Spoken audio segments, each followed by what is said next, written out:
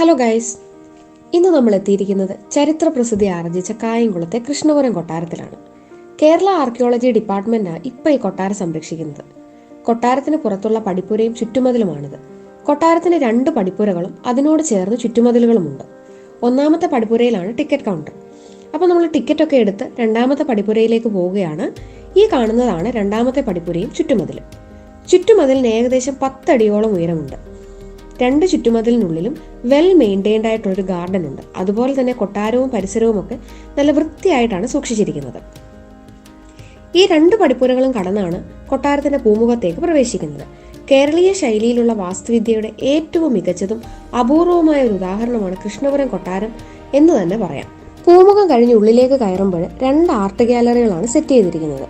പലതരത്തിലുള്ള ലോഹപ്രതിമകളും അളവ് പാത്രങ്ങളും തൂക്കുകട്ടകളും ഒക്കെയാണ് ഇവിടെ അറേഞ്ച് ചെയ്തിരിക്കുന്നത്. ഇനി കൊട്ടാരത്തെക്കുറിച്ച് പറയുകയാണെങ്കിൽ പണ്ട് കായംകുളവും അതിനു ചുറ്റുമുള്ള പ്രദേശങ്ങളും ഒക്കെ ഓടനാട് എന്നാണ് അറിയപ്പെട്ടിരുന്നത്. 1746 ഓടനാട് തിരുവിതാംകൂർ യുദ്ധത്തിൽ ഓടനാടിനെ തിരുവിതാംകൂർ രാജാവായിരുന്ന മാർത്താണ്ഡവർമ്മ തോൽപ്പിക്കുകയും വീരരവിവർമ്മൻ രാജാവ് നിർമ്മിച്ച അന്നത്തെ പഴയ കൊട്ടാരം പൊളിച്ചു നീക്കി ഈ കൊട്ടാരം പണിയെടുപ്പിച്ചു. ആദ്യകാലത്ത് ഏകദേശം 56 ഏക്കർ വിസ്തൃതി ഉണ്ടായിരുന്ന കൊട്ടാരം പിന്നീട് രാജവാഴ്ചയൊക്കെ അവസാനിച്ചപ്പോൾ പതിയെ നശിച്ചു പോവുകയും അവസാനം നമ്മൾ കണ്ട ആ ചുറ്റുമതിലിനുള്ളിലെ 3 ഏക്കർ മാത്രമായിട്ട് ചുരുങ്ങുകയും ചെയ്തു.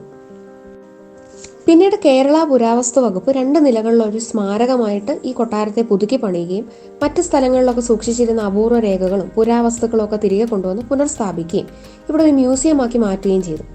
പുരാവസ്തുക്കളുടെ ഒരു നല്ല കളക്ഷനാണ് കൊട്ടാരത്തിനുള്ളിൽ. പ്രവേശന സമയം രാവിലെ 9 മുതൽ 1 മണി വരെയും ഉച്ച കഴിഞ്ഞ് 2 മുതൽ 4:30 വരെയുമാണ്. ആർട്ട് ഗാലറി കണ്ട് നമ്മൾ പുറത്തേക്ക് ഇറങ്ങി ചെല്ലുന്നത് നടുമുറ്റത്തേക്കാണ്. കൊട്ടാരത്തിനുള്ളിൽ 4 നടുമുറ്റങ്ങളാണുള്ളത്. നടുമുറ്റത്ത് നിന്ന് നോക്കുമ്പോൾ കൊട്ടാരത്തിന്റെ ഒരു ഘടനയൊക്കെ നന്നായിട്ട് മനസ്സിലാക്കാൻ നമുക്ക് സാധിക്കും. ഇവിടുത്തെ റൂഫിങ്ങിനൊക്കെ ഒരു പ്രത്യേകതയുണ്ട്. റൂഫിംഗ് ഒക്കെ കുത്തനെ ഉള്ളതാണ്. കൊട്ടാരത്തിന്റെ സ്ട്രക്ചറിന് ഈ രീതിയിലുള്ള റൂഫിംഗ് കൂടുതൽ ഭംഗി നൽകുന്നുണ്ട്. അതുപോലെ തന്നെ ഇവിടെ നിന്ന് നോക്കുമ്പോൾ 2ാമത്തെ നിലയിലെ കിളിവാതിലുകളും അവിടുത്തെ മരപ്പണിയുടെ പ്രത്യേകതയൊക്കെ നമുക്ക് കാണാൻ സാധിക്കും. നടുമുറ്റത്ത് നിന്ന് നമ്മൾ പുറത്തേക്കുള്ള വരാന്തയിലേക്കാണ് പോകുന്നത്. ശിലായുഗ കാലഘട്ടത്തിലെ മോഡൽസ് ആണ് ഈ വരാന്തയിൽ അറേഞ്ച് ചെയ്തിരിക്കുന്നത്. ഇത് കല്ലിൽ കൊത്തിയെടുത്ത ശിലായുഗ മനുഷ്യന്റെ ഒരു രൂപമാണ്. ഇത് ശവശരീരം കുഴിച്ചിട്ടിട്ട് അതിന് മുകളിൽ സ്ഥാപിക്കുന്ന കുടക്കല്ലാണ്. മൃതശരീരങ്ങളൊക്കെ അടക്കം ചെയ്തിട്ട് വലിയ മൺഭരണിയിൽ സൂക്ഷിച്ചിരുന്നു പണ്ട്. ആ മൺഭരണികളാണ് ഈ കാണുന്നത്. ഇവയെ നന്നങ്ങാടി എന്നാണ് വിളിക്കുന്നത്. മൃതശരീരങ്ങൾ ദഹിപ്പിച്ച് അതിനു ചുറ്റും കല്ലുകൾ അടുക്കി വെക്കുന്ന രീതിയാണിത്. ഈ കാണുന്നത് മുനിയറയാണ്. 3 കൽപ്പലകൾ രേഖീയമായിട്ട് സ്ഥാപിച്ച് മറ്റൊരു സ്ലാബ് കൊണ്ട് അതിന്റെ മുകളിൽ മറച്ചിരിക്കുന്നതാണിത്. വീരക്കല്ലുകൾ സാധാരണയായിട്ട് വീരയോദ്ധാക്കളുടെ ശ്മശാന സ്ഥലങ്ങളിൽ മരിച്ചവരുടെ പേരൊക്കെ ആലേഖനം ചെയ്തിട്ട് സ്ഥാപിക്കുന്ന കല്ലുകളാണ്. പണ്ട് രാജാക്കന്മാർ ഉപയോഗിച്ചിരുന്ന പല്ലക്കാണിത്. രാജാക്കന്മാരെ പല്ലക്കിൽ ചുമന്നാണ് മറ്റ് സ്ഥലങ്ങളിലേക്കൊക്കെ കൊണ്ടുപോയിരുന്നത്.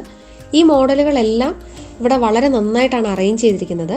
ശരിക്കും ഈ പാസേജുകൾ അന്ന് സ്ഥാപിച്ചത് തന്നെ മഴയിൽ നിന്ന് പുറംഭിത്തികളൊക്കെ സംരക്ഷിക്കുന്നതിന് വേണ്ടിയിട്ടായിരുന്നു. ഈ ശിലായുഗ സ്മാരകങ്ങളൊക്കെ കണ്ടു കഴിഞ്ഞിട്ട് നമ്മൾ ഈ താഴത്തെ നിലയിൽ തന്നെയുള്ള മറ്റൊരു ആകർഷണം കാണാൻ വേണ്ടിയിട്ടാണ് ഇനി പോകുന്നത്. ഞാൻ പറഞ്ഞ ഈ താഴത്തെ നിലയിലുള്ള ഒരു പ്രധാന ആകർഷണമാണ് ഈ കാണുന്ന ഗജേന്ദ്രമോക്ഷം ചുവർച്ചിത്രം. കേരളത്തിലെ തന്നെ ഏറ്റവും വലിയ ചുവർച്ചിത്രമാണ്. ഏകദേശം 154 ചതുരശ്ര അടി വലുപ്പമുണ്ട്. കൊട്ടാരത്തിന്റെ താഴത്തെ നിലയിലെ പടിഞ്ഞാറെ അറ്റത്ത് കുളത്തോട് ചേർന്നാണ് ഇത് സ്ഥാപിച്ചിരിക്കുന്നത്. രാജാവ് കുളി കഴിഞ്ഞു വന്ന് ഈ ചുമർചിത്രത്തിൽ പ്രാർത്ഥിച്ചിട്ടാണ് മറ്റു കാര്യങ്ങളൊക്കെ ചെയ്തിരുന്നത്. അതുകൊണ്ടാണ് തേവാരപ്പുരയോട് ചേർന്ന് ഈ പെയിന്റിംഗ് വെച്ചിരിക്കുന്നത്. പെയിന്റിങ്ങിനോട് ചേർന്ന് അടുത്ത ഹോളിൽ അറേഞ്ച് ചെയ്തിരിക്കുന്നതാണ് ഈ ഒറ്റക്കല്ലിൽ തീർത്ത പ്രതിമകളെല്ലാം തന്നെ. ശരിക്കും കൃഷ്ണപുരം കൊട്ടാരം എന്ന് പറയുന്ന ഒരു സൈറ്റ് മ്യൂസിയമാണ്. ഇവിടെ പുരാവസ്തുക്കളെല്ലാം തന്നെ പുരാവസ്തു വകുപ്പ് ഖനനം ചെയ്തത് മറ്റു പ്രദേശങ്ങളിലൊക്കെ കൊണ്ടുവന്നതും ഒക്കെയാണ്. ഇവിടെ ധാരാളം കൽപ്രതിമകൾ നമുക്ക് കാണാൻ സാധിക്കും. മുരുകൻ, ഭദ്രകാളി, മഹാവിഷ്ണു, സരസ്വതി ദേവി, ഗണപതി തുടങ്ങിയവരുടെ എല്ലാം കൽപ്രതിമകൾ ഇവിടെയുണ്ട്. കൊട്ടാരത്തോട് ചേർന്നുള്ള ഈ വലിയ കുളം ഇവിടുത്തെ മറ്റൊരു പ്രത്യേകതയാണ്. കുളത്തിനുള്ളിൽ ഒരു രഹസ്യാറയുണ്ടെന്നും എന്തെങ്കിലുമൊക്കെ അപകട സാഹചര്യങ്ങളൊക്കെ വരുമ്പോൾ രക്ഷപ്പെടാൻ വേണ്ടിയിട്ട് രഹസ്യാറ രാജാവ് ഉപയോഗിക്കുമെന്നൊക്കെ പറയപ്പെടുന്നുണ്ട്. പാലക്കാട് ജില്ലയിൽ പട്ടാമ്പിക്കടുത്തുള്ള തിരുവേഗപ്പുറ ക്ഷേത്രത്തിന്റെ മാതൃക മരം കൊണ്ട് നിർമ്മിച്ചിരിക്കുന്നതാണിത്. ഇനി നമ്മൾ കൊട്ടാരത്തിനുള്ളിലെ കാഴ്ചകളൊക്കെ കണ്ടിട്ട് കൊട്ടാരത്തിന്റെ മുറ്റത്തേക്ക് ഇറങ്ങുകയാണ്. ഇവിടെയാണ് കൊട്ടാരത്തിലെ ആളുകൾ ഉപയോഗിച്ചിരുന്ന കിണർ. കിണറിനോട് ചേർന്നാണ് അടുക്കളയും. ഈ അടുക്കളയുടെ ഭാഗത്തായിട്ട് തന്നെ ഒരു നടുമുറ്റവും ഉണ്ട്. നമ്മൾ 2ാമത്തെ നിലയിലേക്ക് പോവുകയാണ്. 2ാമത്തെ നിലയിലേക്ക് പോകാനുള്ള കോണിപ്പടികൾ തടി കൊണ്ട് നിർമ്മിച്ചിട്ടുള്ളവയാണ്.